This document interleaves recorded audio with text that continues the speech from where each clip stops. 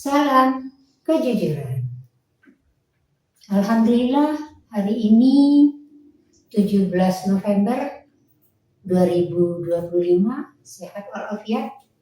Allah masih memberi kesehatan, masih memberi kekuatan untuk beraktivitas pada hari ini, untuk beramal ibadah, menjalankan yang akan menjadi takdir berikutnya. Hari ini saya belanja, takdir saya hari ini saya jalankan. Sudah terjadi, karena sudah terjadi bisa saya bercerita, bisa saya sampaikan, yaitu berbelanja biasa. Emak-emak kan berbelanja, emak-emak menghabiskan duit palsu. Tapi dibelanjakan untuk keluarga, bukan dibelanjakan untuk yang lain-lain. Disyukuri, alhamdulillah, masih diberi rezeki berupa uang. Saya belanjakan, saya nikmati, saya masak dan kami nikmati bersama keluarga.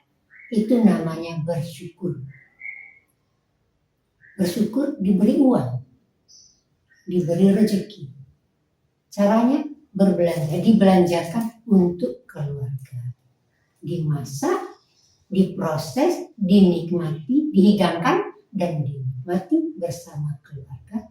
Alhamdulillah, Allah masih memberi rezeki, masih memberi hidup, dan bisa menikmati rezeki yang diberikan. Ini dia hari ini saya beli telur. Ini seperempat dan ini seperempat juga, jadi setengah kilo, 14.000. Kemudian ini namanya kantong plastik. Kalau di sini namanya kresek. Kalau di Sumatera Barat namanya kantong asoy. Namanya dipanggil begitu pada saat pertama kali muncul. Kalau di sini kresek, karena bunyi kresek.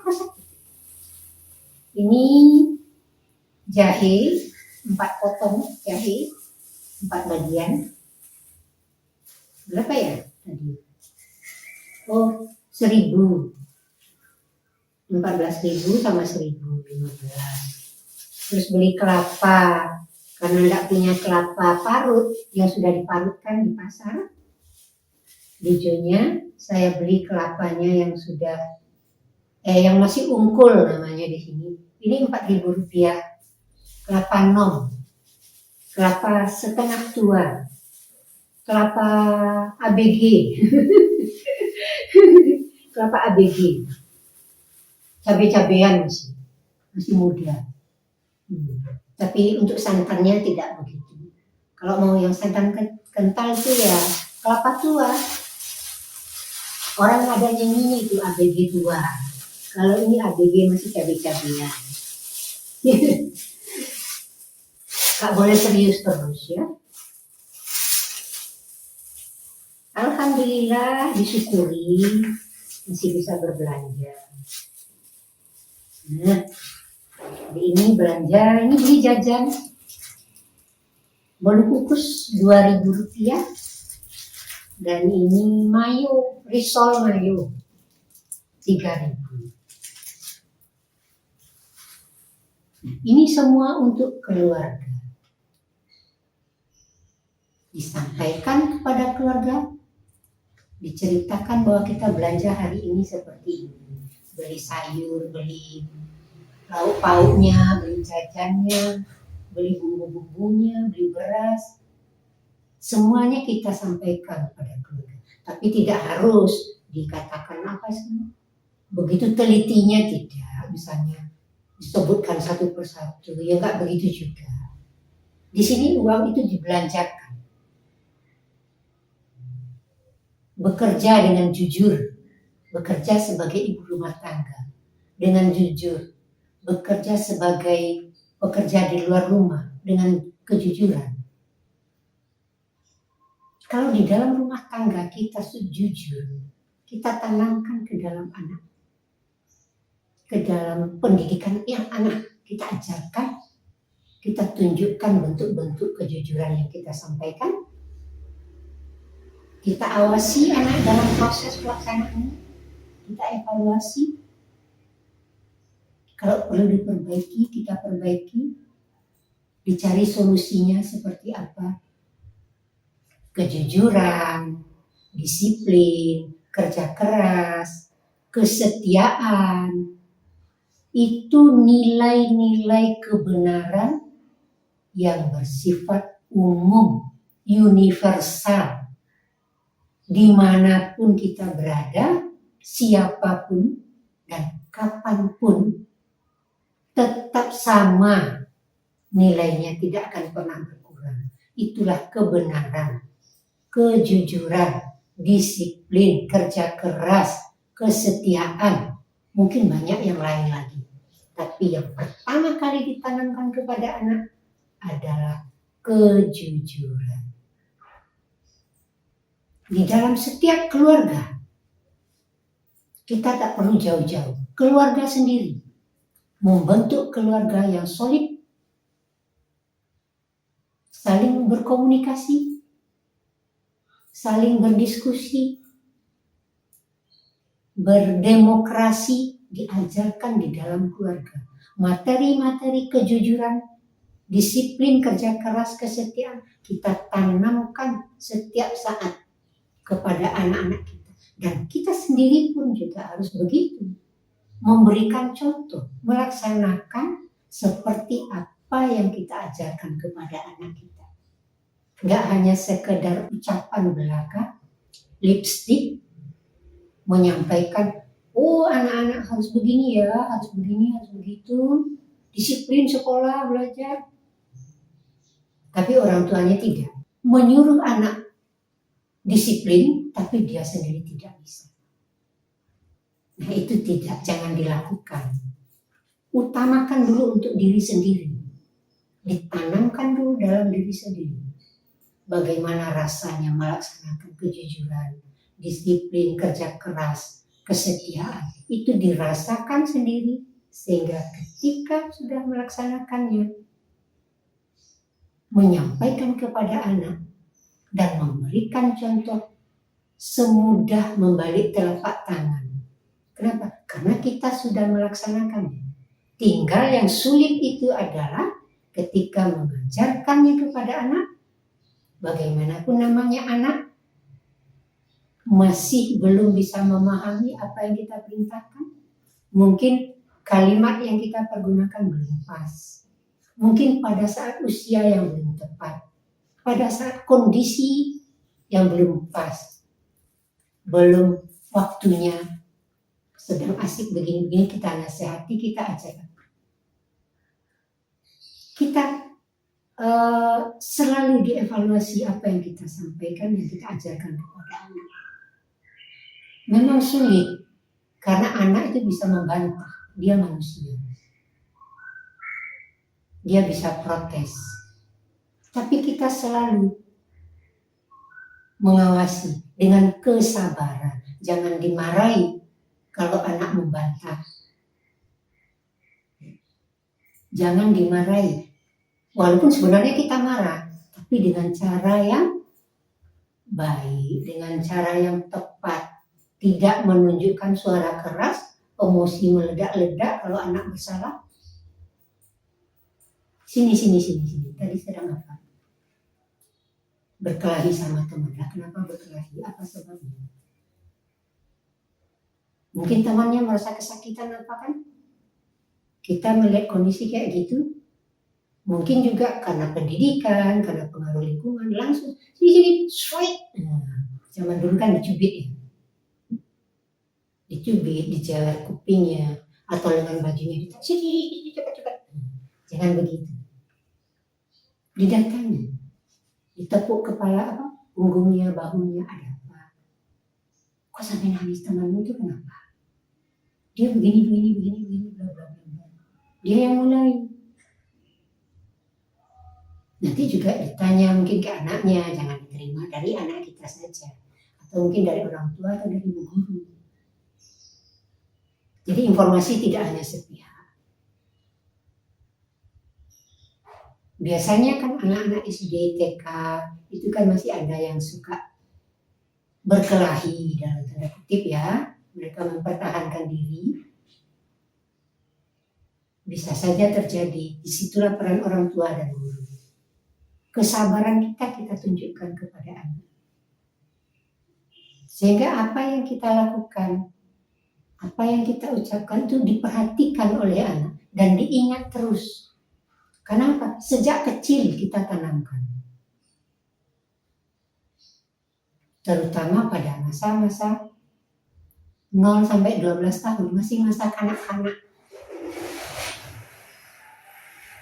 Itu akan sangat berbekas bagi dirinya ketika kedua orang tuanya berperilaku apapun di dalam rumah menjadi contoh teladan, role model buat dirinya yang suatu saat akan dia praktekkan dalam kehidupan bermasyarakat secara garis besarnya, tapi dalam urusan sehari-hari dia praktekkan di sekolah, tidak membolos, melakukan ujian dengan hasil sendiri, dengan hasil belajar sendiri. Itu bisa kita pantau. Di tengah-tengah masyarakat, dia sudah hidup bersama pasangannya, menikah, punya keturunan, nilai-nilai yang kita tanamkan di dalam keluarga semasa dia masih kecil bersama kita. Alhamdulillah kalau kita masih hidup, mereka menikah, kita masih tetap bisa memberikan, menanamkan, tetap menyampaikan nilai-nilai kebenaran. Itu akan dia transfer nanti kepada anak-anaknya. Dan semoga tetap begitu terus diturunkan. Kenapa? Karena nilai-nilai kebenaran itu tidak akan pernah hilang, tidak akan pernah berubah. Yang putih tetap putih, yang merah tetap merah, yang hitam tetap hitam, tidak ada namanya abu-abu. Untuk sesuatu yang benar. Hitam ya hitam, putih ya putih. Surga ya surga, neraka ya neraka. Gak ada tawar-menawar. Sebagaimana pernah, ya Allah, kembalikan aku pada kehidupan di bumi untuk bisa memperbaiki diriku. Tapi kan tidak mungkin. Ya sudah, masuk neraka. Atau kita menyampaikan sesuatu yang abu-abu, yang abu-abu. Misalnya zaman sekarang yang sering dilihat anak-anak kita merokok, kita sampaikan jangan merokok, tidak boleh merokok, karena merokok itu menimbulkan penyakit paru-paru, menimbulkan polusi udara di dalam rumah ataupun di luar rumah, terutama untuk orang-orang yang berada dekat orang yang merokok, itu sangat berbahaya. Kita sampaikan ke anak kita, jangan merokok ya. Walaupun dia melihat di luar banyak orang merokok, ada orang merokok, tapi kita sampai proteksi anak, jangan ya. Dan orang tua melakukan itu, tidak merokok ataupun sejenis dengan itu, apapun namanya. Jadi tetap jangan merokok ya jangan, dan orang tua melaksanakan tidak merokok. Kita sampaikan negatif, buruk-buruknya, jelek-jeleknya merokok itu seperti ini, seperti ini. Merusak paru-paru. Pertama, kamu belum punya uang untuk membeli, pakai uang jajan, uang saku. Misalnya anak kita masih SMP, SMA, nggak bisa beli jajan yang lain, minta lagi ke orang tua.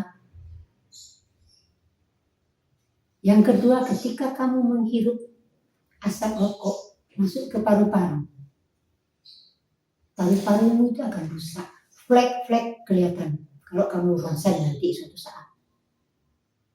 flek-flek, lubang-lubang, dan pernafasan pasti akan terganggu.